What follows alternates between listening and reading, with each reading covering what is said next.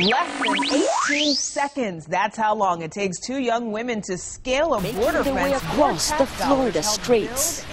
Cubans fleeing the island cling to their boats to stay aboard. Are coming from It is all over the world. Multicultural melting pot. Agents swoop down on a defense contractor and arrest 59 alleged illegal immigrants. We must secure our borders.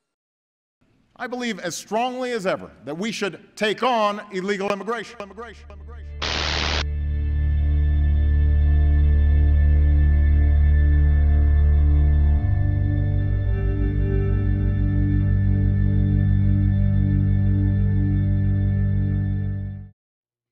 The United States, the land of freedom, dreams, and happiness. From the amber waves of grain to the sunny beaches of Florida, America has become the premier destination for more than 59 million tourists. With America being so attractive, it's not surprising that many people want to call America home. According to the U.S. Census Bureau in 2009, the immigrant population was over 38.5 million people, 12.5% of the entire U.S. population. So it begs the question, what really makes someone American? Oh, now that's a little tougher question.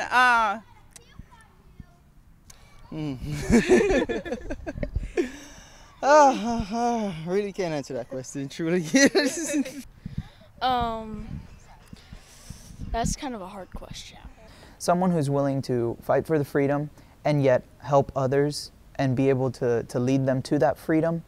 And not just that, America based on Christian morals itself, having good morality in itself, that is also part of being an American.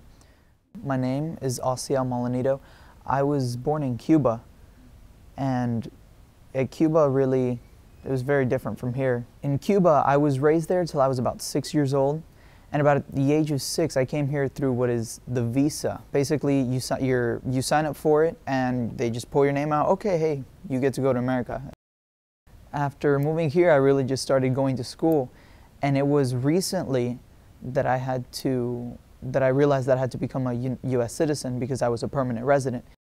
I came here at such a young age that honestly, I feel like I was born here. Really, the only difference was the 6 years. I've lived here twice as long as I did in Cuba. We did the oath of allegiance because we have the Pledge of Allegiance here in America, and we also have the oath of allegiance. And we said the entire oath of allegiance, repeating after her. And when she finished, she said, "Congratulations, you are now all Americans." I remember everyone in the whole room just cheering out loud because it was so emotional. Let's also remember that hundreds of thousands of talented, hardworking students in this country face another challenge: the fact that they aren't yet American citizens. Many were brought here as small children, are American through and through, yet they live every day with the threat of deportation. My name is Amber, and I'm from the Netherlands. I'm an immigrant. When I was 11, our family moved here to Florida, and it was hard because we didn't know anyone. We moved away from our only family, and our family is small and close to each other. Moved away from our friends, and first day of school, I didn't know any English, so I just stood there in 6th grade against the wall with the dictionary in my hand, just like looking around, hoping I'll get through the day. It's one of my dreams to become an American citizen, but it's hard, and I understand it, especially with all the terrorist attacks America has. But even right now, you know, we're living here on a visa. Even though I want to work, I'm not allowed to work, so I go to school, go home, you know, go to the gym. But I really wish I had a job. But instead of saving up for college, I'm saving up for a green card. And even then, they can deny you.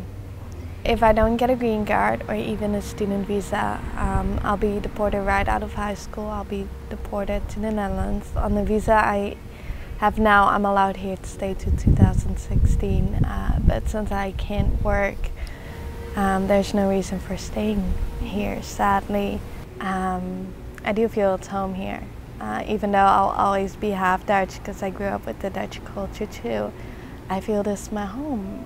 I have friends here that I consider my family. I've had most of my education here, you know. I live in this culture. I love this culture.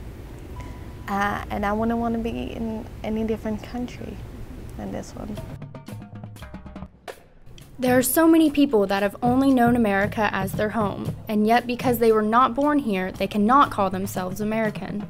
There were two brothers, and they're married to U.S. citizen wives, have U.S. citizen children, and until a few days prior to coming to see me, they thought they were U.S. citizens.